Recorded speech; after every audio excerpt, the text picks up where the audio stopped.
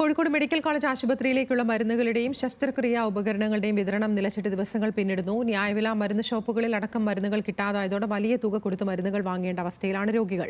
Medical കോളേജിലെ ശസ്ത്രക്രിയകളും ഭാഗികമായി തടസ്സപ്പെട്ട നിലയിലാണ്. ഒരാഴ്ചയോളമായ പ്രതിസന്ധിക്ക് പരിഹാരം കാണാൻ അധികൃതർ തയ്യാറായിട്ടില്ല. മരുന്ന് കിട്ടിയില്ല. അപ്പോൾ ഞങ്ങൾ അവിടുന്ന് വന്നതാ, അഡ്മിറ്റിന് വന്നതാണ് ഞങ്ങൾ സാധനക്കഥ.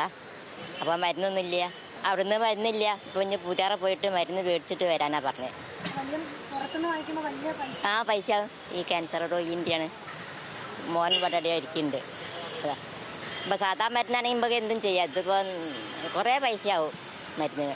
മരുന്ന് വിതരണക്കാരുടെ സമരം നീണ്ടതോടെ കോഴിക്കോട് മെഡിക്കൽ കോളേജ് ആശുപത്രിയിൽ നീതി മെഡിക്കൽ സ്റ്റോർ വഴിയുള്ള മരുന്നുകളുടെയും ശസ്ത്രക്രിയാ ഉപകരണങ്ങളുടെയും വിൽപ്പന പൂർണ്ണമായും നിലച്ചു. ഇത്രയും ദിവസമായിട്ട് ആരോഗ്യവകുപ്പ് മന്ത്രി ഈ വിഷയത്തിൽ ഇടപെടുന്നില്ല. HDSന് 240 കോടി രൂപ സർക്കാർ നൽകാനുണ്ട്. RSBYയിലും അതുപോലെ തന്നെ കാരുണ്യ പദ്ധതിയിലും പെട്ടു. ആ തുക 240 കോടി രൂപ കൊടുക്കാനുള്ള ഇടത്താണ് 90 കോടി രൂപ ഇനി മരുന്ന് കമ്പനികൾക്ക് കൊടുക്കാനുണ്ടായിട്ട് അത് കൊടുക്കാത്തതിനാൽ മരുന്ന് കമ്പനികൾ മരുന്ന് വിതരണം നിർത്തി.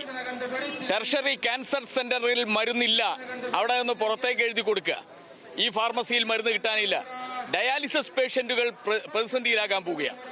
ഈ മെഡിക്കൽ കോളേജിനെ തകർക്കാനാണോ സർക്കാർ ശ്രമിക്കുന്നത്? ഇവിടുത്തെ സ്വകാര്യ വൻകിട ആശുപത്രികളെ സഹായിക്കാനാണോ? പക്ഷേ ഇവിടുത്തെ പാവപ്പെട്ട രോഗികൾക്ക് ആ ആശുപത്രിയിലൊന്നും പോകാനുള്ള ശേഷിയില്ല. അവർക്ക് ആകെയുള്ളത് ഈ ഇൻഷുറൻസിൽ നിന്ന് ലഭിക്കുന്ന ആനുകൂല്യമാണ്. ആ ഇൻഷുറൻസ് പദ്ധതി പ്രകാരം പോലും മരുന്ന് ലഭിക്കുന്നില്ല എന്നുള്ള അവസ്ഥയിലേക്ക് ഈ മെഡിക്കൽ കോളേജിൽ എത്തിച്ചേർന്നിരിക്കുകയാണ്.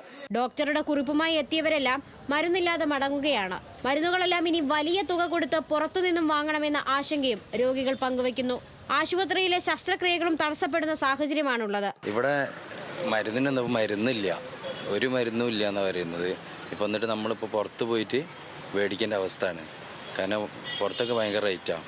അപ്പോൾ ഇവിടെ വരുന്ന വെച്ചാൽ അത് കുറയാൻ വേണ്ടിയിട്ടാണ് ഇവിടെ വരുന്നത്. അപ്പോൾ ഒരു ഷീട്ട് നോക്കി പറയും, അതായത് ഒന്നുണ്ടെന്ന് പറയും, അതിന് കുറേ ലൈനും ഉണ്ടാവും. അപ്പോൾ മുന്നേ പോയി ചോദിക്കുകയാണ് ഈ മരുന്നുണ്ടോന്ന്, ഇല്ലെങ്കിൽ വേഗം പോകാമല്ലോ. അതന്നെ. വിതരണക്കാരുടെ 1 മാസത്തെ കുടിശ്ശിക നൽകുമെന്ന് മെഡിക്കൽ കോളേജ് അധികൃതർ അറിയിച്ചെങ്കിലും 9 മാസത്തെ കുടിശ്ശിക ഇനത്തിലുള്ള 90 കോടിയോളം രൂപ ലഭിക്കാതെ മരുന്ന് വിതരണം പുനരാരംഭിക്കാൻ ആവില്ലെന്ന നിലപാടിൽ ഉറച്ചു നിൽക്കുകയാണ് വിതരണക്കാർ. 1 മാസത്തെ കുടിശ്ശിക തീർക്കാനുള്ള നടപടിക്രമങ്ങൾ ആരംഭിച്ചതായാണ് മെഡിക്കൽ കോളേജ് അധികൃതർ നൽകുന്ന വിശദീകരണം. കോഴിക്കോട് മെഡിക്കൽ കോളേജ് ആശുപത്രിയിലേക്കുള്ള മരുന്ന് വിതരണം നിർത്തിവെച്ചിട്ട് ഒരാഴ്ചയാവുകയാണ്. ഇപ്പോഴും പ്രശ്നത്തിന് പരിഹാരം കാണാൻ ആശുപത്രി അധികൃതർക്ക് സാധിച്ചിട്ടില്ല. രോഗികൾ ദുരിതത്തിൽ തന്നെയാണ്. എത്രയും പെട്ടെന്ന് നടപടി ഉണ്ടായില്ലെങ്കിൽ വലിയ പ്രതിസന്ധിയാണ് വരും ദിവസങ്ങളിൽ കോഴിക്കോട് മെഡിക്കൽ കോളേജിനെ കാത്തിരിക്കുന്നത്. ദിലിഷ തിലകൻ, ന്യൂസ് മലയാളം, കോഴിക്കോട്.